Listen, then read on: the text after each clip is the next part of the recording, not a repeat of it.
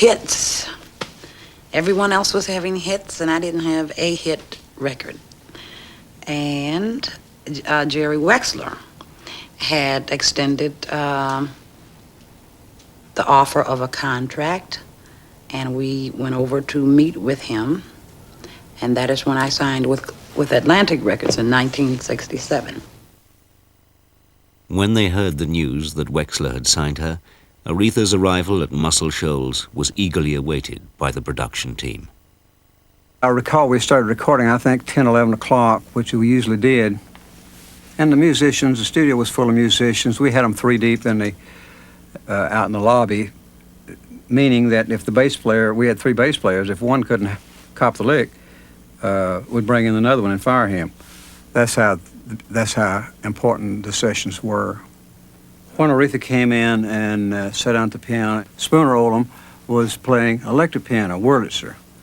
And I've always thought, and I think Aretha would agree to this, that his little part that he was playing was so important to the record that everybody just kind of fell into his groove. When we were a song, in my mind I thought, well, it doesn't have a specific meter really.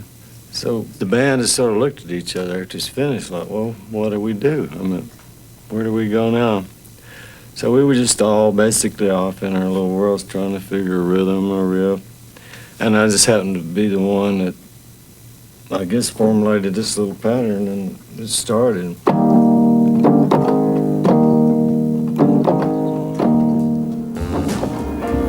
You're no good, heartbreaker. You're a liar and you're a cheat.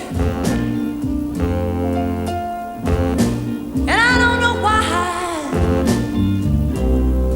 I let you do these things to me. Everybody was a little uptight, including myself. I was a nervous wreck because Wexler was standing over my shoulder always when I'm engineering. I believe Tom was here, Tom Dowd, sitting over there someplace, and between the two of them and the directions I were getting, I was, you know, no, turn him up, turn him down. Wait a minute, you're losing the singer. Wait a minute, bring up the horn. The guitar's wiping everything out, you know, and then we didn't have sliders in those days. We had turn pots, you know, you turned them up and down. So it was an exciting, very exciting time. There was a ruckus. One of the horn players and Aretha's then husband, Ted White, got into it. Well, the session blew up, and instead of staying there for a week to complete the whole album, everybody went back where they came from. Ted and Aretha went to Detroit, and I went to New York. I had this wonderful record. It was finished, and I Never Loved a Man. And I had a three-piece track on the B-side called Do Right Woman. We cut the acetates on I Never Loved a Man and sent out to disc jockeys, and it was a tidal wave response. And our distributors and the store said, let's have the record. No record. We had no B-side. And it took me quite a while, a couple of weeks, to find Aretha. Well, we found her. She came to New York with her sisters. She and her sisters finished this record with no other help. Show some respect for me if you wanna do right. When it was finally released in the spring of 1967, I Never Loved a Man, backed by Do Right Woman, went straight to the top of the charts. I take great pleasure in presenting to you the Cashbox Achievement Award for 1967. You finished first in singles, first on albums, and first in rhythm and blues. Back in her hometown, Aretha celebrated with Martin Luther King himself. And whereas Detroit is proud of its native daughter, and whereas she's everybody's soul sister, therefore I, Jerome P. Cavanaugh, Mayor of the City of Detroit, do hereby proclaim Friday, February the 16th as Aretha Franklin Day.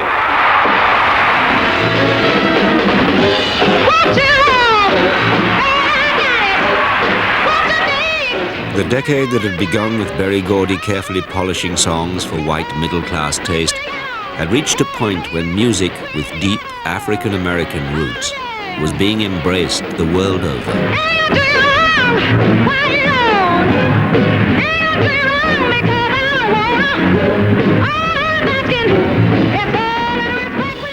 It looked as though soul was now the imprint, was now the rubric forever. But I had a hunch, and I even told my partner, I think it was maybe 68 or 69, I said, I have a feeling this is going to grind to a shuddering halt. I felt new things happening. One thing is what you call the rising aspirations of the inner city, that they were looking toward other things than this kind of so-called religious church-based music. There was a new spirit. It was more secular. But of course, the thing that really seemed to cap it was the assassination of Dr. King. When we got the news, we were in the recording studio here recording. I don't recall what song we were doing, but the whole mood and the whole atmosphere in the studio suddenly changed. And the session went downhill, and we called off the session, in fact, out of respect to him and everything. But and I'm not sure that the mood of black music didn't change along with that night. From that point on, the rhythm and blues acts stopped coming to work with us after that night. I do remember that, and it was a sad occasion in a lot of respects for us. There was a different attitude. The dreamer had died, and many of us who had lived that, we really wondered if the dream had died with the dreamer. So some of that was reflected, or a good deal of that was reflected in our attitudes, and of course that was reflected in how the songs were written and how we sang the songs and how we related to each other. It was about 2 days after Dr. King was killed, and this police car passes, you know, and me being the only white guy was standing around and about six black guys, and all of a sudden cop car stops and pulls up and says, "You okay?" Oh man, I just wanted to melt. I mean, you know, I'm sitting here with my best friends, you know. Going to Stax was like going to church for me every day. Absolutely. I couldn't wait to get up in the morning and get back there. I used to work 15, 16 hours a day at Stax. But somehow after that happened, it all kind of changed. Everybody was a little more serious about life and things, and particular about stuff. Because when the wind and the wind's drill right now, but all we need is you, Jesus, to linger right there. When Aretha sang at the funeral, it seemed a turning point for the generation of musicians who, like her, had built on the gospel legacy of optimism and respect. On the night after the assassination in 1968, with riots expected in major cities, a live tribute concert was broadcast. All of us are here tonight to listen to a great talent, James Brown.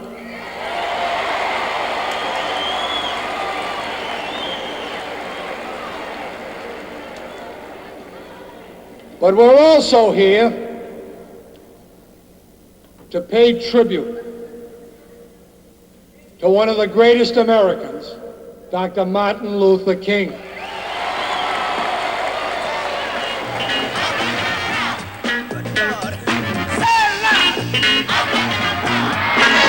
James Brown's uncompromising rhythmic sound and politics were to point to a new direction for black music.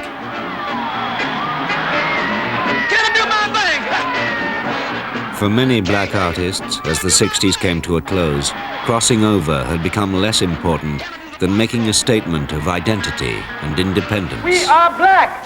Our noses are broad. Our lips are thick. Our hair is nappy. And we are beautiful. And we are beautiful. And we are beautiful. And we are beautiful. Yes.